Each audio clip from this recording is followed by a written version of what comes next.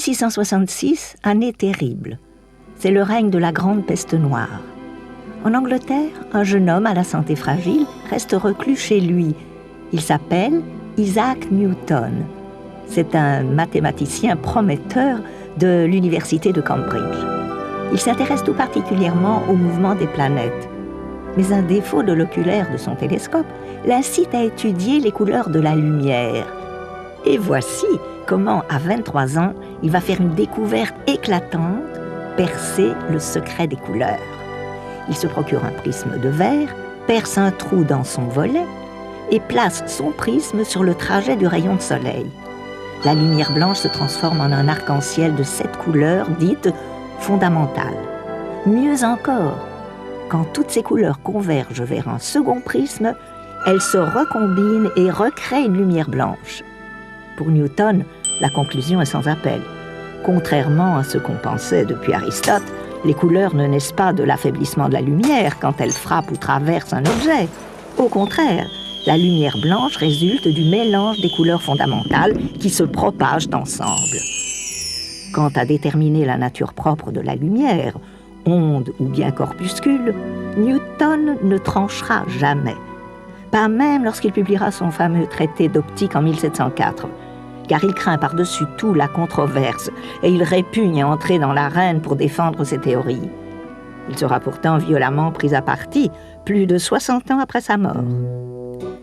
Johann von Goethe, auteur de l'immortel Faust, est le porte-étendard du mouvement romantique. Homme de grande culture, poète, romancier, philosophe, donc curieux du monde, il va déclencher l'une des plus fameuses querelles de l'histoire des sciences. Pour lui, Newton a une approche trop morne et mécanique de la nature. Et dans le cas précis des couleurs, Goethe pense que la manière dont l'homme les perçoit est essentielle pour bien les comprendre. 20 ans durant, Goethe va donc forger sa propre théorie des couleurs, qu'il publiera en 1810. Il en distingue d'abord 3 types. Les couleurs chimiques, qui sont propres à chaque substance de la nature, les couleurs physiologiques, perçues directement par l'œil sans intermédiaire, enfin, les couleurs physiques qui ont traversé un corps transparent ou translucide. Comme Newton, Goethe définit les couleurs fondamentales, mais il les obtient à partir des dégradés de 2 couleurs liées à la perception, le jaune et le bleu. Ainsi, selon lui, l'œil perçoit le bleu lorsqu'on éclaircit du noir, et il perçoit le jaune quand on obscurcit du blanc, excite le prisme. L'œil serait donc le seul instrument valable. En toute logique, Goethe étudiera aussi l'influence des couleurs sur nos émotions. Pour lui, le rouge et le jaune appellent des sentiments vifs, rapides, tandis que le bleu-rouge donne une impression d'agitation, d'anxiété.